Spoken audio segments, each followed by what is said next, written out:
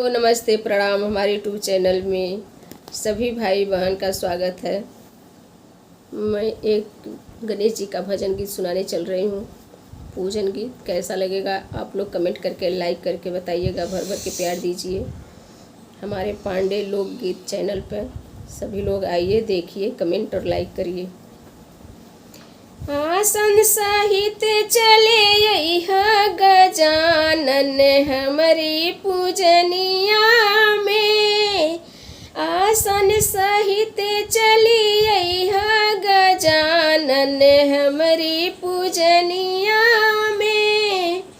हमारी पूजनिया में हो, हमारी पूजनिया में, हमारी पूजनिया में हो, हमारी पूजनिया में। आसन सहित चली यह गजानन हमारी पूजनिया में। आसन सहित चले यह गजानन हमारे पूजनिया में। ओहि रे पूजनिया में ब्रह्मा जी आए, ब्रह्मा जी आए हो, नारद जी आए। ओहि रे पूजनिया में ब्रह्मा जी आई है, ब्रह्मा जी आई है हो, नारद जी आई है। रिद्धि सिद्धि संग में लेके यह गजानन हमारे पूजनिया में। रिद्धि सिद्धि संग लेके यह गजानन हमारे पूजनिया में।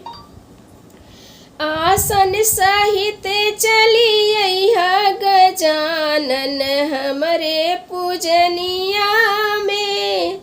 आसन सहित चले यह गजानन हमारे पूजनिया में।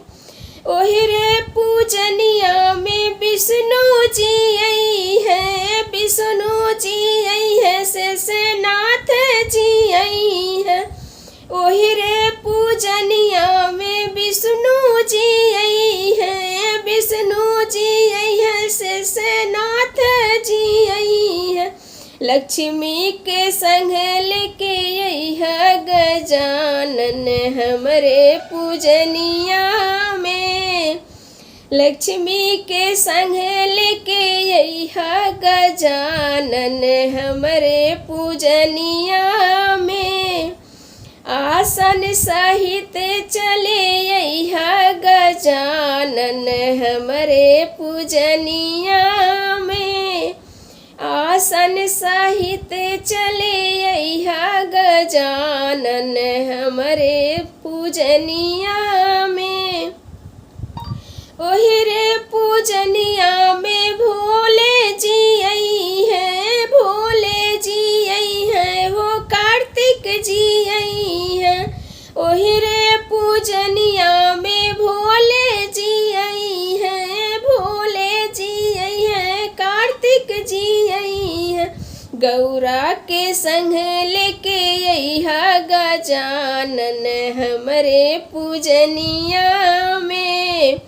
गौरा जी के लेके संग यह गजानन हमारे पूजनिया में।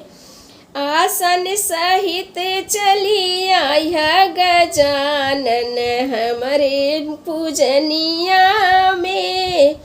आसन सहित चली यह गजानन हमारे पूजनिया में। ओहि रे पूजनिया में राम जी आई है, राम जी आई है हो, लक्ष्मण जी आई है। ओहि रे पूजनिया में राम जी आई है, राम जी आई है हो, लक्ष्मण जी आई है। सीता के संग लेके यह गजानन हमारे पूजनिया में।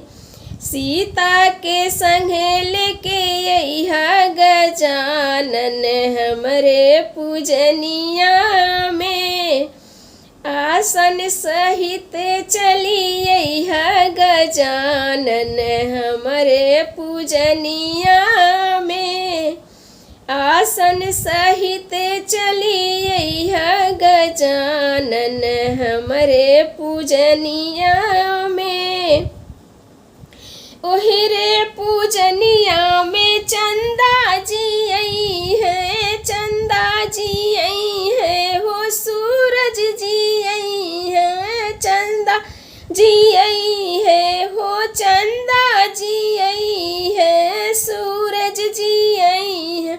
गंगा के संग लेके आई है गजानन हमरे पूजनिया में। गंगा जी के संग लेके आई है गजानन हमरे पूजनिया में। आसन सहित चली आई है गजानन हमरे पूजनिया में। आसन सहित चली आई है गजानन हमरे पूजनिया में। ओहिरे पूजनिया में कृष्ण जी आई हैं, कृष्ण जी आई हैं, बलराम जी आई हैं। ओहिरे पूजनिया में कृष्ण जी आई हैं, कृष्ण जी आई हैं, बलराम जी आई हैं। रुक्मिणी के संग लेके आई है गजानन हमरे पूजनिया में। रुक्मिणी के संग लेके आई है गजानन हमरे पूजनिया में।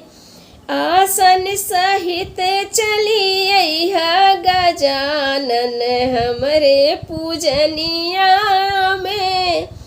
आसन सहित चली आई है गजानन हमरे पूजनिया में।